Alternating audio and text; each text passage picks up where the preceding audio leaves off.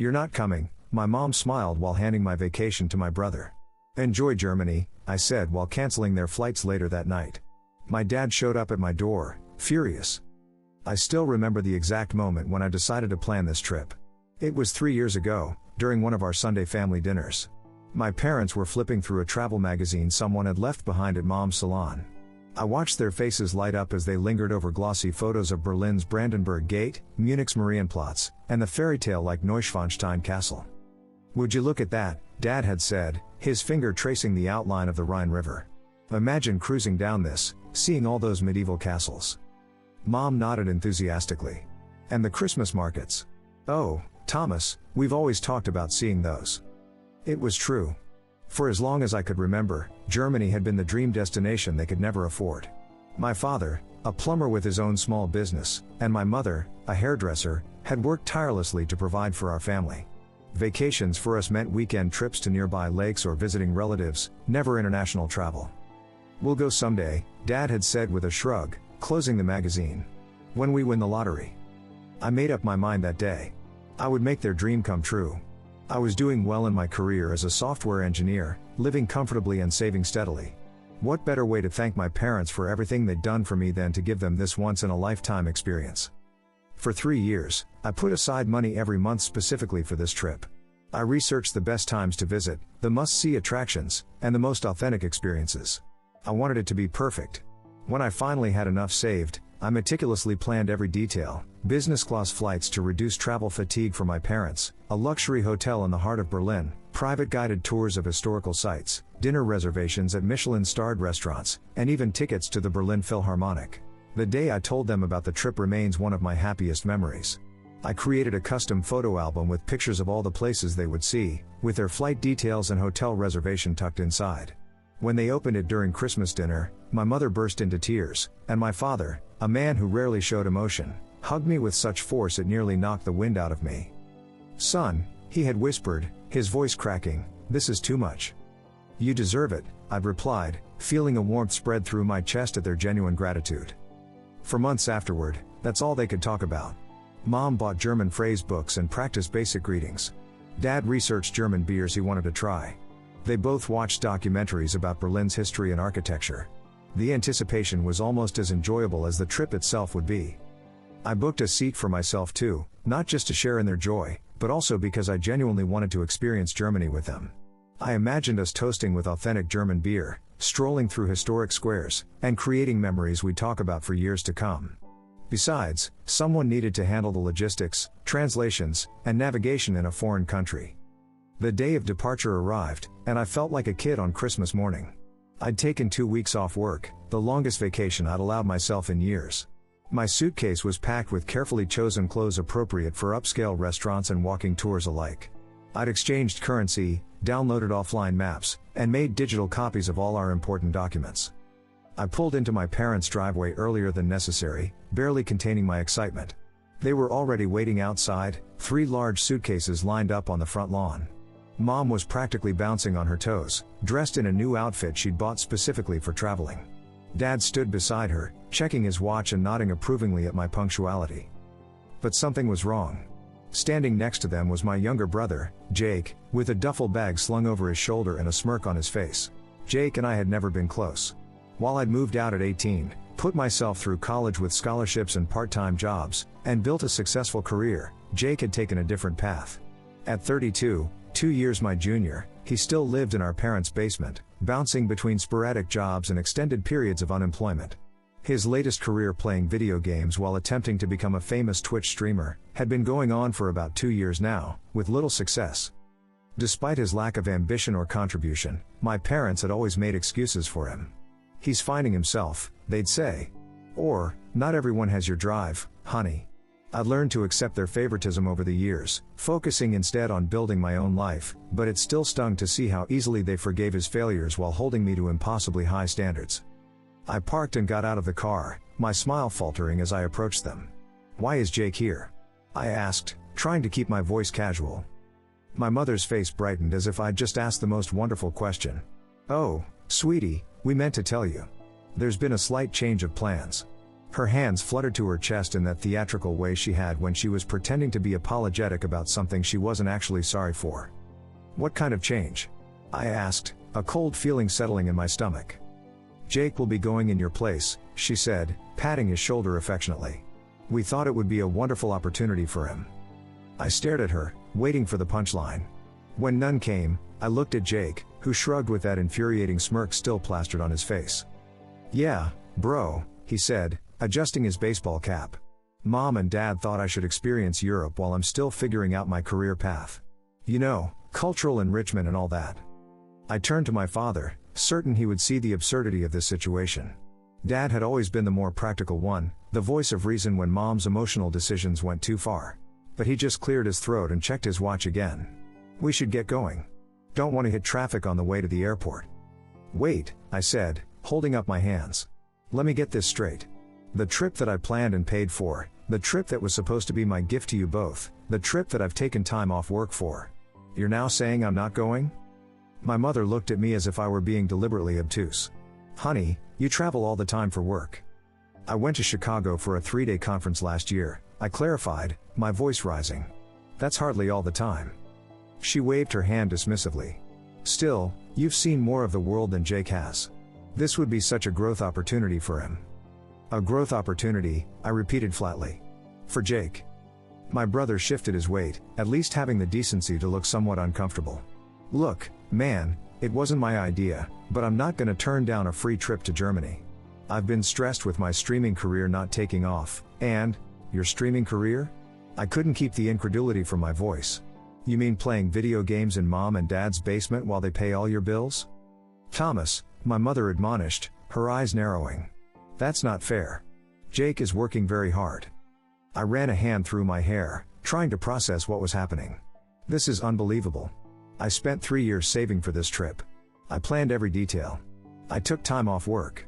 And you just decided I'm not going anymore?" Dad stepped forward, putting a hand on my shoulder. His grip was firm, his expression resolute. "Son, it's done. We've made our decision. Jake needs this more than you do right now." I looked at each of their faces in turn. My mother's smile had a tight, forced quality now, like she was daring me to challenge her further. Jake couldn't quite meet my eyes, but that smirk still played at the corners of his mouth. And my father, the man I'd always respected more than anyone, stood there with an air of finality that broke something inside me. In that moment, I saw them clearly for perhaps the first time in my life. This wasn't an isolated incident.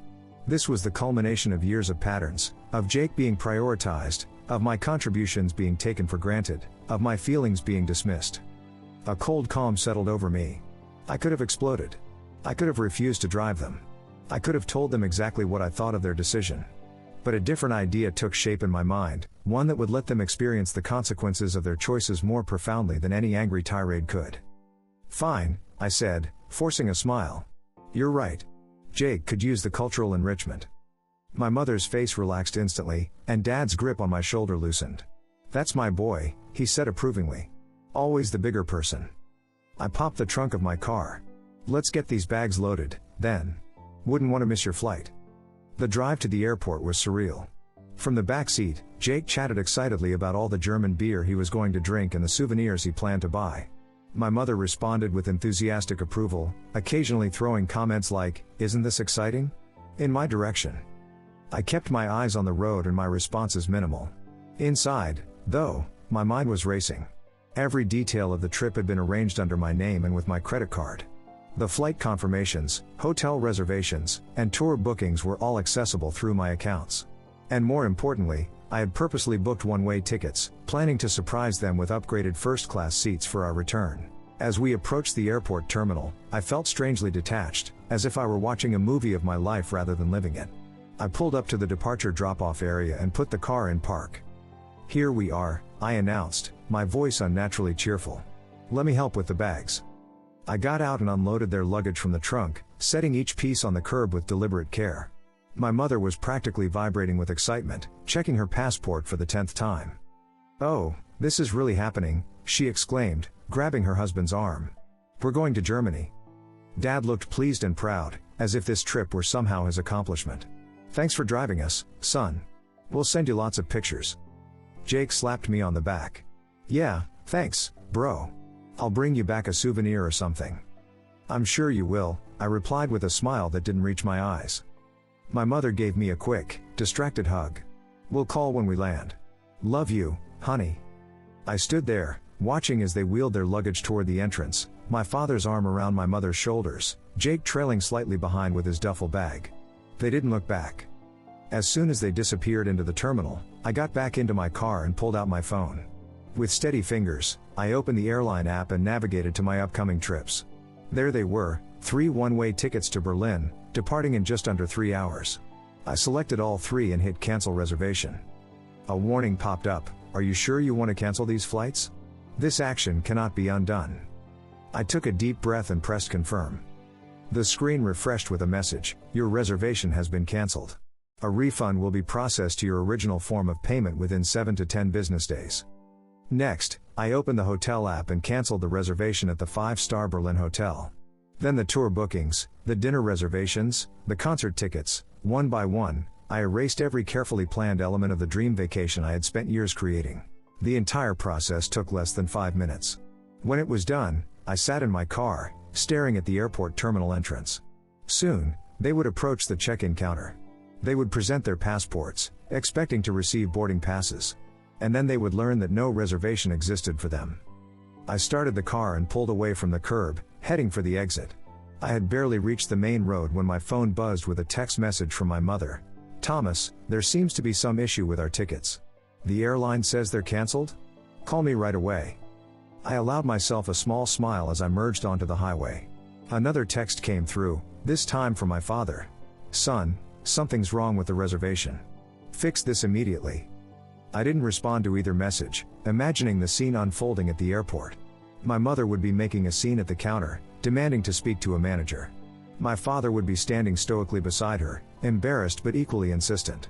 And Jake would be realizing, perhaps for the first time in his adult life, that he wasn't going to get what he wanted. My phone rang, my mother calling. I let it go to voicemail. It rang again almost immediately. This time, I answered. Hello? I said, as if I had no idea why she might be calling.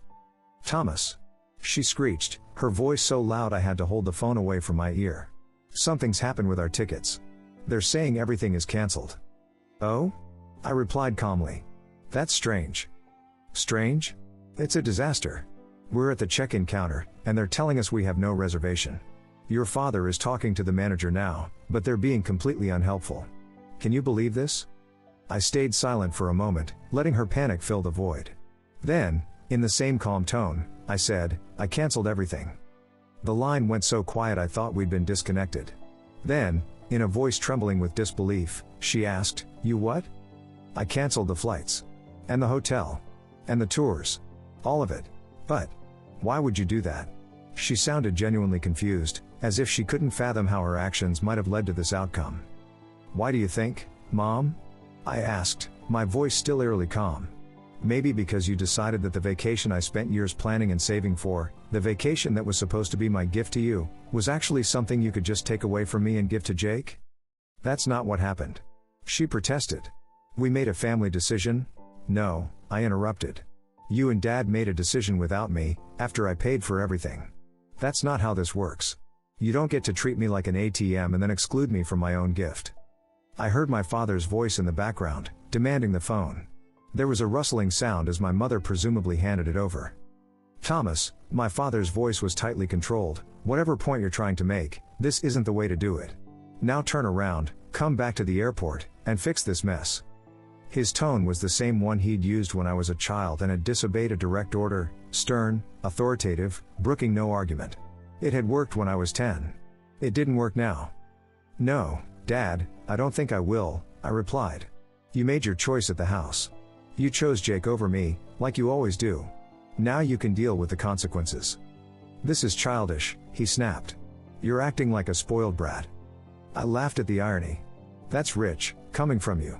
Jake is the definition of a spoiled brat, but you've never once called him on it. Instead, you reward his laziness by giving him my vacation. We can discuss this later, he said through gritted teeth. Right now, you need to reinstate those reservations. Your mother is very upset. I bet she is, I agreed. I imagine it's embarrassing to have to explain to the airline staff why your reservations suddenly disappeared. Almost as embarrassing as having to tell your son he's no longer welcome on the trip he paid for. I heard my mother crying in the background, and for a moment, I felt a twinge of guilt. But it passed quickly, replaced by the righteous anger that had been building for years. I'm hanging up now, I told my father. Enjoy your time at the airport. Don't you dare, he began, but I ended the call before he could finish. As soon as I got home, I poured myself a generous scotch and sat down on my couch, taking a long, satisfying sip. My phone was buzzing nonstop with texts and calls, but I ignored them all. For the first time in years, I felt a sense of power and control in my relationship with my family. After about an hour, the barrage of messages slowed to a trickle. I finally picked up my phone to survey the damage. 5 missed calls from Mom. 3 from Dad. 2 from Jake. And a slew of text messages. Mom, I cannot believe you would do this to your own family. After everything we've done for you. Dad, fix this now. You're embarrassing us and yourself. Jake, dude, WTF? Just buy the tickets again. You can afford it. Mom, the airline says they can book new tickets but they're twice the price now. Is that what you wanted? Dad, your mother is having a panic attack in the middle of the airport. I hope you're proud of yourself.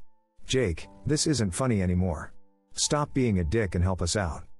I scrolled through them, feeling strangely detached. These messages weren't about understanding why I was upset or acknowledging that they had hurt me. They were about fixing their problem as quickly as possible, with no real concern for my feelings. I typed out a simple response to the family group chat. I planned the trip for 3 years. I paid for everything. And you decided, without even discussing it with me, that I wasn't going. Actions have consequences. Then I blocked all 3 of them. The silence that followed was the most peaceful thing I'd experienced in a long time. I finished my scotch, ordered takeout from my favorite Thai place, and settled in for an evening of Netflix. For once, I wasn't worrying about meeting my family's expectations or fixing their problems. I was just existing, on my own terms. Of course, it couldn't last. Around 9 p.m., there was a pounding on my apartment door that could only be my father.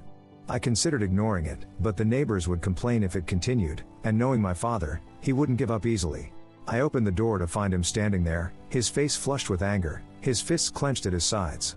He looked older than I remembered, the lines around his mouth deeper, his eyes more tired. But the set of his jaw was familiar, the immovable stubbornness that had defined our relationship for years. We need to talk, he said, pushing past me into my apartment without waiting for an invitation. I closed the door and turned to face him, arms crossed. About what? He paced the small space of my living room like a caged animal. You know damn well what. You've humiliated us at the airport. Your mother is at home in tears. Jake is furious. And for what? To prove some childish point? It wasn't childish, I replied evenly. It was probably the most adult decision I've made regarding this family in years. I finally stood up for myself instead of letting you walk all over me. He stopped pacing and glared at me. Walk all over you? We've done everything for you. We supported you through college, celebrated every promotion, bragged about you to everyone we know. And this is how you repay us? By ruining the one nice thing we were going to do for ourselves? The one nice thing? I repeated incredulously. Dad, I gave you that nice thing. It was a gift from me to you. And you threw it back in my face by uninviting me from my own vacation. He waved dismissively. You're being dramatic. We didn't uninvite you. We just thought Jake needed the experience more. Stop, I interrupted, my calm finally breaking. Just stop. Do you hear yourself? You took away something that was mine, something I worked for and planned and paid for, and gave it to Jake, who has never worked for anything in his life. And you still don't see what's wrong with that? My father's expression hardened. What's wrong is that you apparently think you can buy our affection. That because you paid for this trip, you get to dictate who goes and who doesn't. I laughed in disbelief. That's rich, coming from you. What exactly would you call it when you show up at my door demanding I reinstate reservations for a trip I paid for? If anyone's trying to buy affection, it's you and Mom, always bailing Jake out and giving him whatever he wants so he'll keep playing the role of your perfect baby boy. My father's face darkened. Don't bring your brother into this. He has nothing to do with. He has everything to do with this, I shouted, finally losing my composure. This entire situation exists because you and Mom can't stop favoring him. He's 32 years old, Dad. 32, living in your basement, playing video games all day, and you're still making excuses for him. Meanwhile, I've done everything right: college, career, financial independence, and you still treat me like I'm worth less than he is." My father fell silent, his jaw working as if he were physically chewing on my words. Finally, he said, "That's not true. We don't favor Jake." "Really?" I challenged. "Then why is he the one who was going to Germany on my dime, while I got left behind? Explain that to me." He looked away, unable to meet my gaze. "It's complicated," he muttered. "No, it's not," I said quietly. "It's actually very simple. You and Mom have always given Jake whatever he wants, regardless of whether he deserves it or how it affects me. And I've always let you, because that's what a good son does, right? Well, I'm done being the good son if this is what it gets me." My father sighed heavily, suddenly looking every one of his 64 years. "What do you want, Thomas? An apology? Fine, I'm sorry we hurt your feelings. Now will you please rebook the tickets so we can go on this trip as a family?" The fact that he still didn't get it, that he was offering a half-hearted apology only as a means to an end, confirmed everything I already knew. This wasn't about understanding my perspective or acknowledging the pattern of favoritism. It was about getting what they wanted, as quickly and painlessly as possible. "No," I said firmly. "I'm not rebooking anything. The trip is cancelled. Permanently." His face hardened again. "You're making a big mistake, son. Family is everything. One day, you'll need us, and you'll regret pushing us away like this." I shook my head. "I think I've managed just fine being the lowest priority in this family for 34 years. I'll take my chances." He stared at me for a long moment, as if seeing a stranger. Then, without another word, he walked to the door. Before leaving, he turned back. "Your mother will be devastated." "I know," I replied. "But maybe it's time she learned that her actions have consequences too." He left, closing the door more gently than I expected. I stood in the middle of my living room, feeling hollow but somehow lighter, as if I'd set down a heavy burden I'd been carrying for decades without realizing it. The next morning, I woke to a notification that someone had tagged me in a social media post. It was my mother, sharing her disappointment about their canceled family vacation without providing any context for why it had been canceled. So heartbroken that our long-awaited trip to Germany fell through at the last minute. "Thomas, I hope you're satisfied with the pain you've caused your family." The comments were filled with sympathetic responses from her friends, all assuming I had done something terrible for no reason. The narrative was already being shaped. I was the villain, the ungrateful son who had cruelly disappointed his loving parents. I stared at the post for a long time, considering my options. I could ignore it, taking the high road but allowing her version of events to stand unchallenged. Or I could tell my side of the story, knowing it would escalate the conflict but at least give people the full picture. After careful consideration, I crafted my response. "I'm sorry you're disappointed, Mom. I was also disappointed when, after spending 3 years planning and paying for a family trip to Germany, you and Dad decided at the last minute that I wasn't welcome to join you, giving my place to Jake instead. I canceled the reservations because they were made with my money, for a trip that was meant to include me. Actions have consequences." I hit post before I could second-guess myself. Almost immediately, the tone of the comments changed. Friends and family members who had initially sympathized with my mother began asking questions, expressing shock at the full context. My cousin Lisa messaged me privately. "Is that really what happened? They tried to exclude you from a trip you paid for? That's insane." I confirmed that yes, that was exactly what had happened. As the day progressed, my phone buzzed with notifications as more people weighed in. Some defended my parents, arguing that family should come first regardless of the circumstances. But many more expressed outrage on my behalf, validating feelings I had suppressed for years. By evening, my mother had deleted her original post. My father called twice, but I let it go to voicemail both times. Jake sent a single text, "Thanks for ruining everything." Again.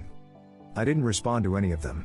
Instead, I poured myself another scotch and sat on my balcony, watching the sunset and feeling, for perhaps the first time in my adult life, truly free of the weight of my family's expectations. The next week passed in relative peace.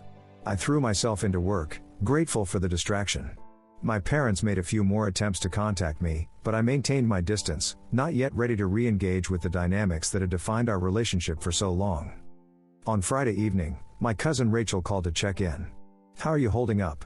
she asked, genuine concern in her voice. "Better than I expected," I admitted.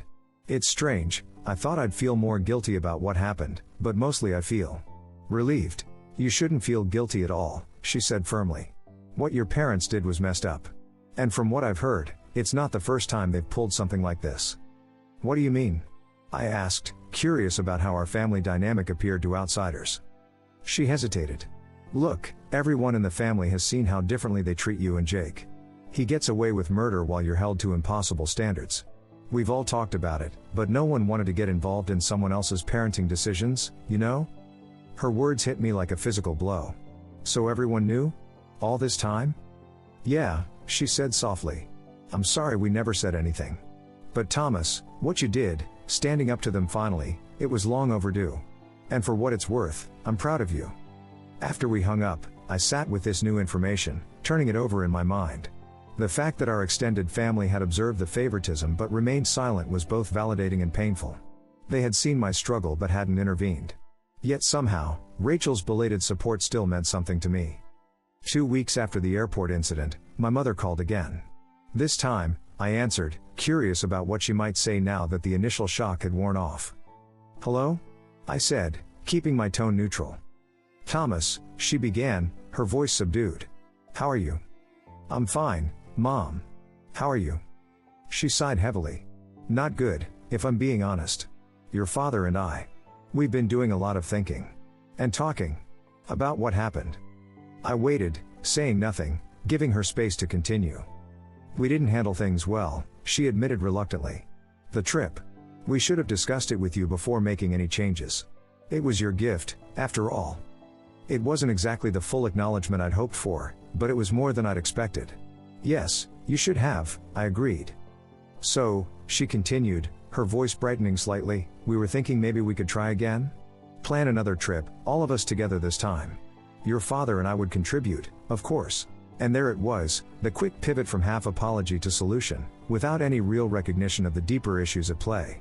No mention of the years of favoritism, the double standards, the taking me for granted. Just a surface level fix for the immediate problem. Mom, I said gently, I don't think another trip is the answer here. What happened at the airport was just a symptom of something that's been wrong in our family for a very long time.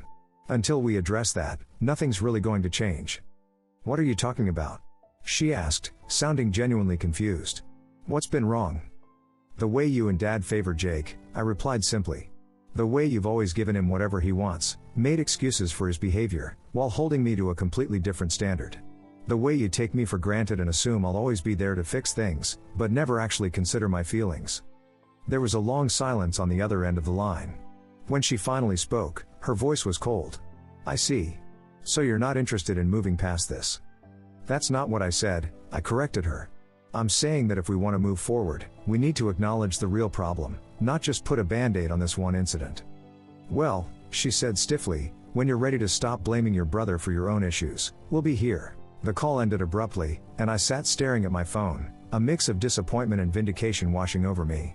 She still didn't get it, or more likely, she didn't want to get it. Acknowledging the truth would mean confronting decades of harmful patterns, and that was far more difficult than simply blaming me for being oversensitive. Over the next few months, I maintained minimal contact with my parents and none at all with Jake. The occasional family gatherings were awkward at first, with relatives unsure how to navigate the obvious tension. But gradually, a new normal emerged. My parents were cordial but distant, and I reciprocated in kind. Jake avoided me entirely, which was fine by me. Strangely, my relationship with the extended family improved. Cousins I'd previously only seen at holidays began inviting me to smaller get-togethers. My Aunt Susan, my father's sister, pulled me aside at a barbecue and confessed that she'd always seen how unfairly I was treated. Your father was the golden child in our family too, she told me. He never learned how to be fair because he was never treated fairly himself.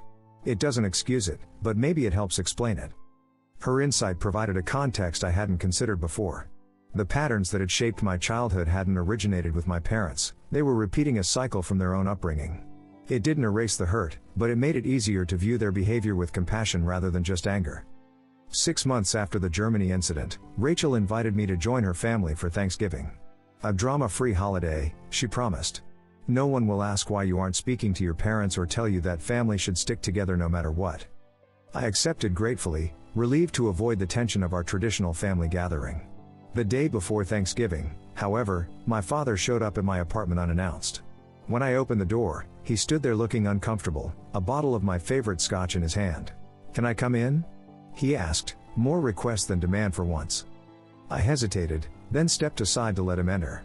He placed the scotch on my coffee table and sat on the edge of my couch, his posture rigid. "Your mother tells me you're not coming tomorrow," he said after a moment of awkward silence. "No," I confirmed.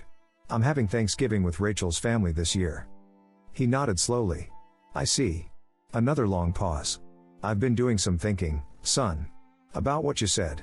About how we've treated you and Jake differently." I waited, skeptical but curious. "I don't think we ever meant to play favorites," he continued. Jake needed more help, you know? He wasn't as capable as you.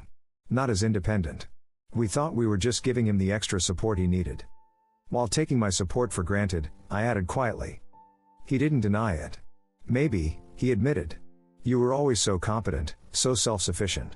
We never worried about you the way we worried about him. Being reliable shouldn't be a punishment, Dad. You shouldn't get less love and attention just because you cause fewer problems." He winced slightly at my words. "Is that how it felt? Like we loved you less?" "Sometimes," I said honestly. "Especially when you took away something that mattered to me and gave it to Jake without a second thought." He looked down at his hands. "The Germany trip." "Not just that," I clarified. "But yes, that was the breaking point." My father sighed heavily. "I don't know if I can change overnight, Thomas. These patterns. They're deeply ingrained. But I want you to know I'm trying to see things differently now."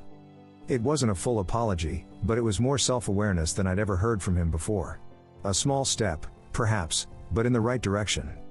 "That's all I can ask," I told him. He stood to leave, pausing at the door. "Your mother misses you. She's too proud to say it, but she does." "I miss her too," I admitted. "But I need her to understand why I was hurt, not just expect me to get over it because family is family." He nodded, understanding at last. "I'll talk to her. No promises, but I'll try." He hesitated at the doorway. "And Thomas? I am sorry. About the trip, and about a lot of other things too." After he left, I sat alone in my apartment, turning our conversation over in my mind. It wasn't the dramatic reconciliation scene from a movie, with tears and hugs and instant forgiveness. It was messy and incomplete, like real life usually is. But it felt like a genuine beginning. I still went to Rachel's for Thanksgiving the next day.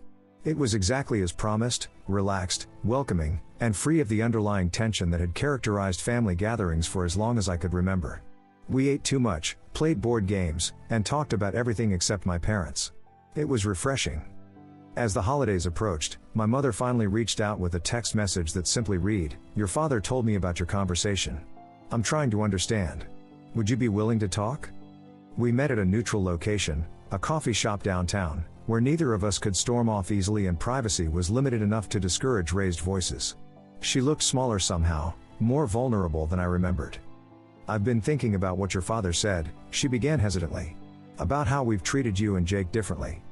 I nodded, waiting for her to continue. "It's hard for me to see it," she admitted.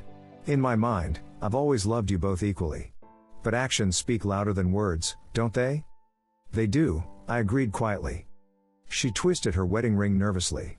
"The Germany trip. I thought we were making a reasonable request. Jake has been struggling so much, and you've always been so capable. It seemed like a small sacrifice to ask of you." "It wasn't small to me, Mom. It was something I'd worked toward for years. Something that mattered to me." She looked down at her coffee. "I see that now. I didn't then, and I'm sorry." She reached across the table, not quite touching my hand but extending her own in a gesture of connection. "I don't know if we can fix everything that's broken between us. But I'd like to try, if you're willing." It wasn't a perfect apology. It didn't erase years of favoritism or guarantee things would be different moving forward. But it was genuine, and for now, that was enough. "I'm willing," I told her. The process of rebuilding our relationship was slow and sometimes painful. There were setbacks and old patterns that resurfaced in moments of stress. My mother still occasionally made excuses for Jake that she would never make for me. My father still sometimes expected me to be the bigger person when conflicts arose. But there was progress too. They made efforts to acknowledge my achievements and contributions in ways they hadn't before. They began to hold Jake accountable for his choices rather than enabling his dependence. And most importantly, they learned to listen when I expressed how their actions affected me, instead of dismissing my feelings or becoming defensive. As for Jake, our relationship remained distant. He never fully acknowledged his role in the Germany incident, maintaining that he was just an innocent bystander in a conflict between me and our parents. But he did eventually move out of the basement, find a steady job, and begin taking responsibility for his life in ways he never had before. Whether that was because my parents stopped enabling him or because the family drama forced him to grow up, I couldn't say for certain. A year after the canceled trip, my parents suggested we try again, a family vacation, but this time with clearly communicated expectations and shared expenses. We settled on a weekend trip to a nearby lakeside resort, something modest but meaningful. Jake declined to join us, which was probably for the best. It wasn't Germany. It wasn't the dream vacation I had once envisioned.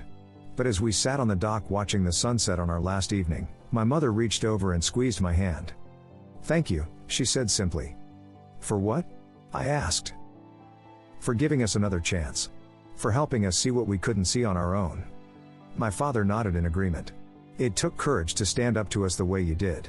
I didn't see it that way at the time, but looking back, it was the wake-up call we needed." I smiled, feeling a warmth that had nothing to do with the setting sun. I didn't handle it perfectly either, I admitted. Canceling the flights without warning was pretty dramatic. My father chuckled. "It was effective, though. Got our attention." We laughed together, the sound carrying across the still water. The past wasn't erased, and the future wasn't guaranteed to be perfect. But in that moment, the three of us found a new equilibrium, one built on mutual respect rather than unquestioned expectations.